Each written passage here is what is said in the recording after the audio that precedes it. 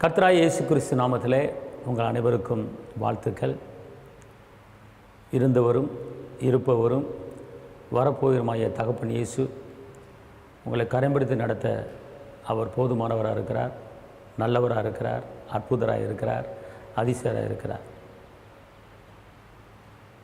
அதிகாலை தேடுகிறவன் என்னை கண்டடைவான் என்று அவர் சொல்லுகிறார். அன்பார்ந்தவளே, இந்த காலை பொழுது குறித்து யாரும் அசால்ட்டாக எண்ணி விடாதீர்கள். ஒரு நாள் முழுவதும் இருந்தாலும் மதியம், மாலை, இரவு இருக்கிறது. ஆனால் அந்த காலை வேளை என்பது கர்த்தர் வானத்திலிருந்து ஆசீர்வாதங்களை அள்ளி வீசுகிற ஒரு டைம். ஏன்னு கேட்டிங்கன்னா, காலையில் தான் வெயில் ஏறுவதுக்கு முன்னமே மண்ணா விழுந்தது. வெயில் ஏறின பிற்பாடு மண்ணா கரைஞ்சி போயிடும். அதே போல் இந்த காலை வேலை என்பது இந்த ஒரு 4 மணிலேருந்து ஒரு 6 மணி வரைக்கும் ஒரு குளிர்ச்சியான ஒரு வேலை. அந்த நேரத்தில் நீங்கள் கர்த்தரை மகிமைப்படுத்தி பாருங்கள், கர்த்தரை துதிச்சு பாருங்கள். ஏன்னா 4ஆம் ஜாமத்திலேருந்து இயேசு கடலில் நடந்தார். 6 to 9 முதலாம் ஜாமம், 9 to 12 2ஆம் ஜாமம், 12 to 3 3ஆம் ஜாமம், 3 to 6 4ஆம் ஜாமம். இந்த 4ஆம் ஜாமத்தில் தான் இயேசு கடலில் என்ன செஞ்சார்? நடந்தார். அற்புதங்கள் செய்கிற ஒரு டைம், அதிசயங்களை பார்க்கிற ஒரு நேரம். அதனால் அதிகாலையில் தேவனை நீங்கள் மகிமைப்படுத்தி தேவனுடைய வசனத்தை நீங்கள் தியானம் பண்ணிங்கன்னா அந்த வசனத்தின்படியே கர்த்தர் அந்த நாளை அவங்கள ஆசீர்வதிப்பார். எத்தனையோ லட்சக்கணக்கான வாக்குத்தத்த வசனங்கள் இருந்தாலும் அன்னன்னைக்கு ஒவ்வொரு வசனத்தை நீங்கள் தியானம் பண்ணும்போது அந்த வசனத்தின்படியே கர்த்தர் அந்த நாளை நடத்துவார். அதனால் இந்த நாளுக்குண்டான ஒரு உயிருள்ள ஒரு அற்புதமான ஒரு வார்த்தை ஏசாயா 51:11, சந்தோஷமும் மகிழ்ச்சியும் அடைவார்கள். அதாவது கர்த்தர் நம்மளை குறித்து சொல்லுகிற ஒரு காரியம், சந்தோஷமும் மகிழ்ச்சியும் அடைவார்கள். அதாவது இந்த சந்தோஷத்தை, மகிழ்ச்சியை குறித்து அநேகர் சிந்திப்பதே கிடையாது, யோசிப்பதே கிடையாது. இந்த சந்தோஷத்துக்குள்ள அநேக மருத்துவ குணங்கள் இருக்கிறது. மகிழ்ச்சிக்குள்ள அநேக சுகமளிக்க வல்லமை இருக்கிறது. இது யாருக்குமே தெரியாது. ஏன்னா வசனம் சொல்லுகிறது, மன மகிழ்ச்சி நல்ல ஔஷதம். அப்புறம் ஔஷதம்னா சுகம். ஔஷதத்துக்கு என்ன அர்த்தம்னு கேட்டிங்கன்னா சுகம். அப்படின்னா நீங்கள் மட்டும் டெய்லி சந்தோஷமாக கர்த்தரை துதித்து கர்த்தரை ஆராதித்து மகிழ்ச்சியாக நீங்கள் இருந்து பாருங்களேன், உங்களுக்கு வியாதியே வராது. இடுப்பு வலி, குறுக்கு வலி, முட்டு வலி, முடக்க வலி, தலைவலி, எந்த வலியுமே உங்களுக்கு என்ன செய்யாது, வராது. பார்த்துக்கொள்ளுங்க. ஏன்னா உன் ஆத்துமா வாழ்வது போல் நீ எல்லாவற்றிலும் வாழ்ந்து சுகமாயிரு.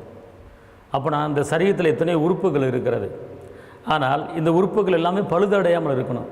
குடல் இருக்குது, ஸ்கின் இருக்குது, கிட்னி இருக்குது, ஈரல் இருக்குது, விரல் இருக்குது, நகை இருக்குது, தலை இருக்குது, கண் இருக்குது, பல் இருக்குது, மூக்கு இருக்குது, மண்டை ஓடு இருக்குது, எவ்வளோ உறுப்புகள் இருக்கிறது, நரம்பு இருக்கிறது.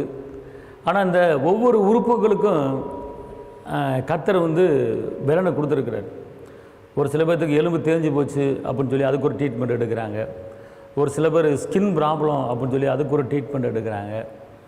ஒரு சில பேர் கண்ணில் ப்ராப்ளம் இருக்குது, கண்ணுக்கு தனியாக ட்ரீட்மெண்ட் எடுக்கிறாங்க. ஒரு சில பேர் பல்லு வலி, பல்லு கீழே விழுந்துருச்சு, அதுக்கு தனியாக ட்ரீட்மெண்ட் எடுக்கிறாங்க. ஆனால் இப்படி எல்லா உறுப்புகளையும் தனித்தனி ட்ரீட்மெண்ட் இருக்கிறது. கிட்னி ட்ரீட்மெண்ட் இருக்கிறது, ஈரல், குடல், நுரையீரல், இருதயம், லங்ஸு, குதிங்கால், முட்டு வலி, இப்படி ஏகப்பட்ட ட்ரீட்மெண்ட் இருக்குது. பார்த்துக்கொள்ளுங்க. கண்ணுக்கு போன கண்ணு பிரச்சனை வந்தால் கண் டாக்டர் போக வேண்டியதாக இருக்குது. அந்த பிரச்சனை முடிஞ்சிட்டால் பல் டாக்டர்கிட்ட போக வேண்டியது இருக்குது. இப்படி பல தரப்பட்ட வியாதிகள் இருக்கிறது. பார்த்துக்கொள்ளுங்க. எந்த வியாதியுமே நம்மளுக்கு வரக்கூடாது. நான் வியாதியை உன்னை விட்டு என்ன செய்வேன்? விளக்குவேன் அப்படிங்கிறார். அப்பத்தையும் தண்ணீரையும் ஆசீர்வதிப்பேன் அப்படிங்கிறார். வியாதியை உன்னை விட்டு விளக்குவேன் அப்படிங்கிறார். அப்படின்னா இன்றைக்கி வியாதியை வர வைக்கிறது நம்ம தான். நல்லா தெரிஞ்சுக்கொள்ளுங்க. இந்த சந்தோஷத்துக்குள்ளேயும் இந்த மகிழ்ச்சிக்குள்ளேயும் சுகம் என்பது இருக்கிறது என்று மறந்து விடாங்க. சந்தோஷத்துக்குள்ள ஒரு பலன் இருக்கிறது, மகிழ்ச்சிக்குள்ள ஒரு சுகம் இருக்கிறது. அதனால் கர்த்தருக்குள் எப்பொழுதும் சந்தோஷமாக இருங்கள் என்று பிலிப்பியர் 4ஆம் அதிகாரத்தில் பவுலடிகளார் சொல்கிறார். அதனால் இன்றைக்கி சந்தோஷமாக இருக்க கற்றுக்கொள்ளுங்க. கூடிய மட்டும் எல்லா இடத்திலும் சமாதானமாக சந்தோஷமாக இருந்து கற்றுக்கொள்ளுங்க. கவலைப்படாதீங்க.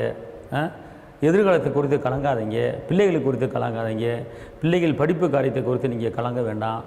கர்த்தர் உங்களை கொண்டு பெரிய காரியங்களை செய்வார். இந்த நாளிலே அநேக பிள்ளைகளை ஸ்கூலில் சேர்க்கறதுக்கு பல கஷ்டப்பட்டு கொண்டு இருப்பார்கள். கர்த்தர் உங்களை நடத்துவார், தேவைகளை சந்திப்பார். கலங்காதிருங்கள், சந்தோஷமாக மகிழ்ச்சியாக ஏசப்பாடு கேட்டு பாருங்கள். கண்டிப்பாக உங்கள் தேவைகளை சந்திப்பார். உங்களுக்கு நான் ஜெபிக்கிறேன். தகப்பனே இயேசுவே, நன்றியோடு துதிக்கிறேன், ஸ்தோத்திரிக்கிறேன். அப்பா ஆண்டவரே, சந்தோஷமும் மகிழ்ச்சியும் அடைவார்கள் என்று இந்த நாளில் வாக்கு பண்ணுறீங்க. உங்களுடைய பிள்ளைகள் யாரும் வருத்தப்பட்டு வேதனைப்படக்கூடாது, சந்தோஷமாக இருக்க கிருபை தாங்க. எல்லா தேவைகளை சந்திங்க தகப்பனே. நம்முடைய கிருபை பலன் கூட இருக்கட்டும்.